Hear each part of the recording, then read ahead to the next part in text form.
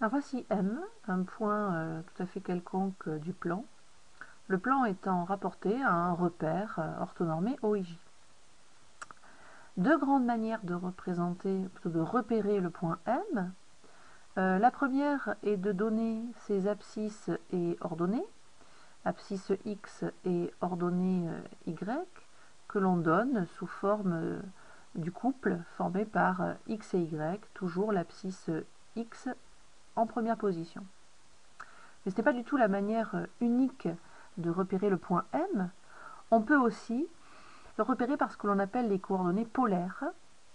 Ces coordonnées étant constituées de deux données également. La première est la distance qu'il y a entre O, l'origine du repère, et le point M, distance que je vais appeler R. Et la deuxième donnée est l'angle formé par le vecteur de base I et le vecteur OM,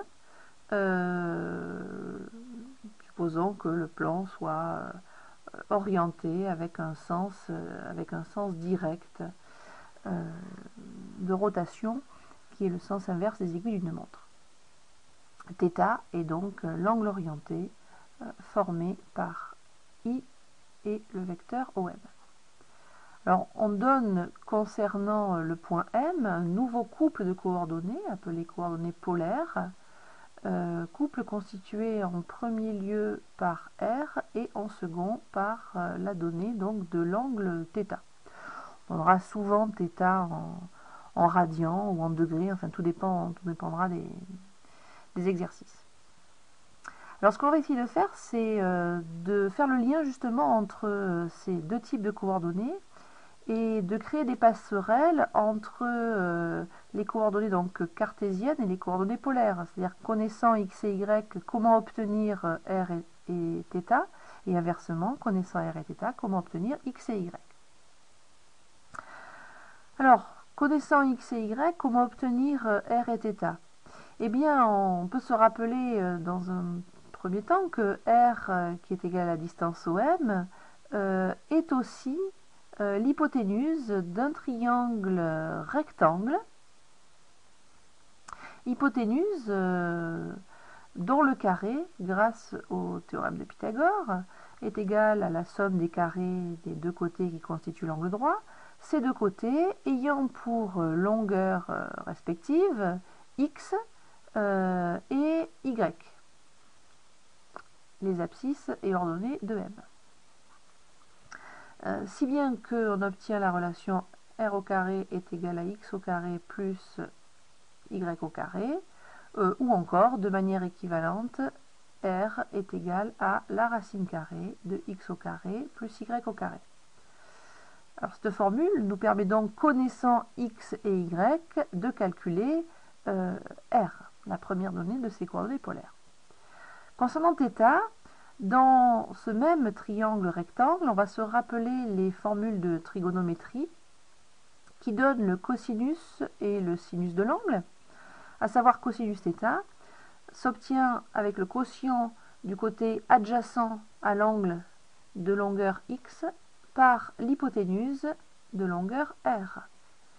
Pour ce qui est du sinus, il s'agit du quotient du côté opposé à l'angle θ, donc de longueur y, divisé par l'hypoténuse r. Ainsi, connaissant x et y, et donc r, calculé avec la formule précédente, on en déduit les valeurs de cosinus θ et de sinus θ.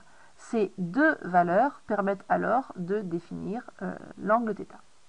Voilà, on dispose aussi de la tangente, donnée par le quotient du sinus par le cosinus, ou encore du côté opposé par le côté adjacent, si bien que tangente θ est égale à y sur x, tangente qui permet aussi directement de déterminer l'angle θ. Voilà, cette passerelle est donc établie. Connaissant x et y, on peut donc calculer r et déterminer θ. Inversement maintenant, si l'on connaît r et θ, comment peut-on calculer x et y? Eh bien, connaissant r et θ, on va pouvoir alors, à partir des formules du haut, exprimer x comme étant le produit de r par le cosinus de l'angle θ. Et pour ce qui est de y, toujours par une formule établie au-dessus, y s'obtient en effectuant le produit de r par sinus θ. Voilà, la deuxième passerelle est établie. Connaissant r et θ, on peut alors calculer x et y. Voilà, ces coordonnées cartésiennes et polaires sont souvent résumées à travers ce que l'on appelle l'affixe du point M. Lorsque l'on écrit que le point M a pour affixe Z, Z est alors le nombre complexe qui possède deux écritures. La première à l'aide des coordonnées cartésiennes de M sous la forme x plus iy. Pour ce qui est de la deuxième écriture de Z, qui s'obtient à l'aide des coordonnées polaires, cette fois-ci du point M, on obtient l'écriture R fois E I θ.